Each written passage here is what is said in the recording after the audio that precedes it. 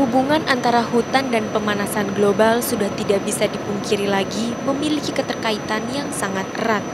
Demikian juga dengan hutan tropis Indonesia.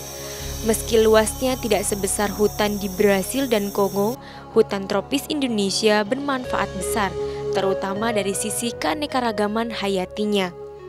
Dalam konteks pemanasan global, hutan tropis berarti sangat besar karena pertumbuhan tanaman di zona tropis lebih cepat dibandingkan di zona lainnya.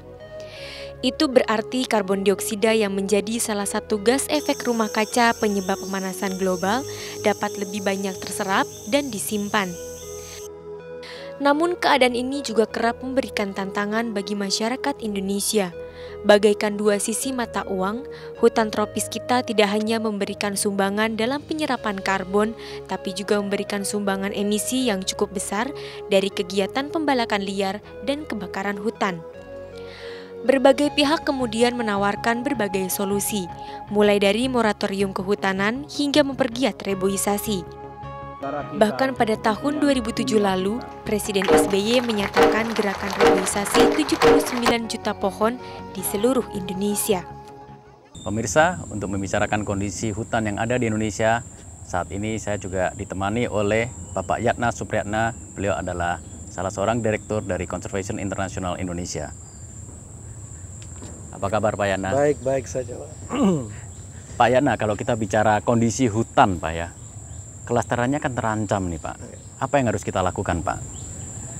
Yang harus kita lakukan memang sekarang ini masanya kita harus membuat satu program yang agresif mengenai reboisasi atau reforestasi. Karena hutan kita sudah sangat rusak sekali.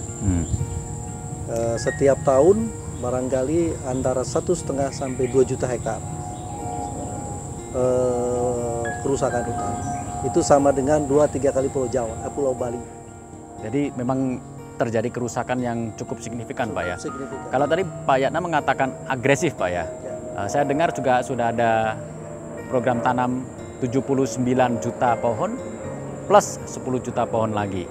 Jadi total 89 juta pohon Pak ya. Seberapa jauh program ini menurut Bapak agresif atau tidak Pak? Plannya atau perencanaannya agresif. Jadi artinya 79 yang dilakukan oleh Departemen Kehutanan, 10 juta yang dilakukan oleh ibu-ibu. Itu kalau menurut saya itu sangat cukup besar ya. Hanya saja itu saja bahwa menanamnya boleh ya. Tetapi pemeliharaannya karena pemeliharaannya harus 3 sampai 5 tahun harus dipelihara. Itu yang sedang menjadi problem. Jadi mencanangkan menanam juga perlu dilanjutkan dengan memelihara Pak ya, supaya jadi hutan begitu maksudnya Pak? Karena tidak bisa dibiarkan. Kalau di kebun barangkali bisa. Kalau di hutan itu kan banyak serangga pemakan daun, banyak binatang pemakan daun, sehingga kalau tidak dijaga ya habis juga. Siapa yang melakukan pemeliharaan ini Pak? Ya memang kalau kita sangat tergantung kepada Departemen Kehutanan yang jumlah orangnya sedikit, 79 juta itu banyak sekali Pak. Itu tidak mungkin. Jadi harus ada partisipasi masyarakat. Masyarakat sekitar hutan, masyarakat kota juga kalau bisa ikut terlibat dalam berbagai bentuk tentunya, dan juga masyarakat umumnya, ya baik sekolah-sekolah maupun pengusaha-pengusaha swasta dan semuanya harus terlibat kalau mau hutan itu bagus. Tapi kalau kita bicara reboisasi kan sebetulnya sudah lama didengung-dengungkan Pak ya. Bagaimana pencapaiannya saat ini dan apa bedanya ke depan nih Pak, sehingga mungkin kita bisa lebih optimistis bahwa apa yang kita canangkan ini bisa terlaksana Pak? Ke depan barangkali kita tidak bisa lagi seperti dulu. Dulu hutan kita masih cukup luas. Sekarang kita lihat bahwa masalah hutan sudah menjadi masalah dunia, masalah kita sendiri, masalah perkotaan, masalah kampung-kampung sudah banyak sekali yang rusak.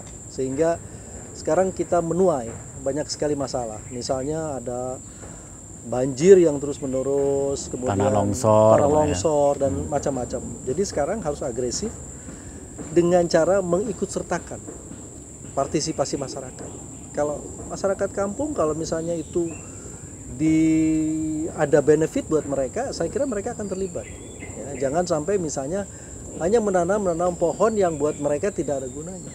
Jadi mungkin nanti ada hutan yang memang harus hutan alam, ya biarkan saja hutan, kemudian ditanam dengan hutan-hutan yang untuk masyarakat, hutan buah-buahan.